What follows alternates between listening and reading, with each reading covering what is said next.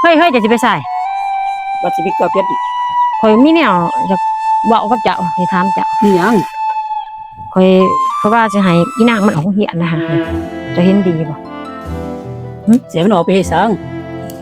ไปแล้วไปสิเฮียนไปเฮ็ดอีสังเฮียนไปก็บ่ได้เป็นเจ้าเป็นนายหรอกเอ้ยเจ้าสิว่าจังได๋เอ้ยสมือนี่สิหวังว่าสิเป็นเจ้าเป็นนายแต่สิหวังแค่แนวเดียวใครจะคิดว่าสมือนี่มันเป็นยุคที่ว่ากว้างไกลยุคสีวิไลหูเหือกบ่ว่าอยู่ไสเขาก็ต้องการคนที่มีความรู้ความสามารถจบปริญญาตรีปริญญาโทย่างกี่ได้มันจบสม.7ซะพอให้มีความรู้ความสามารถคุณภาพได้แน่คันว่าซั่นบัดเงินค้ำสิมาใช้เอ้ยแต่เฮาสิกินก็ยัง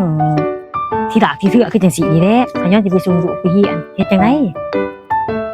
นี่ก็อดทนสู้ด้วยกันเด้เฮ็ดได้แต่บ่มีตัวลูกบ่แต่ว่าอยากให้ลูกมีอนาคตที่ดีให้จะคิดว่ายุคนี้มันคือยุคพ่อยุคแม่เฮายุคพ่อยุคแม่เฮาบ่ได้เข้าเฮียนแต่ว่าเขาเฮ็ดให้น่ากินซุมื้อนี่มันยุคใหม่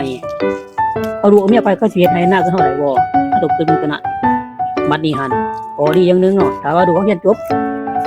มันก็มีเวียกเฮ็ดงานทำที่ดีเพราะหยังเพราะว่าซุมื้อนี้เอกชนเขาเข้ามาลงทุนหลายเนาะคือบริษัทหลายต้องการคนที่มีความสามารถเพราะว่าไปสมัครอย่างนี้ไสก็ต้องการได้ประกาศถ้าบ่มีความรู้ความสามารถเขาก็บ่เอาเนาะให้จะคิดตัวนี้อย่าสิหวังว่าโอ๊ยเป็นเจ้าคณะตอนนั้นบ่ต้องคิดเนาะ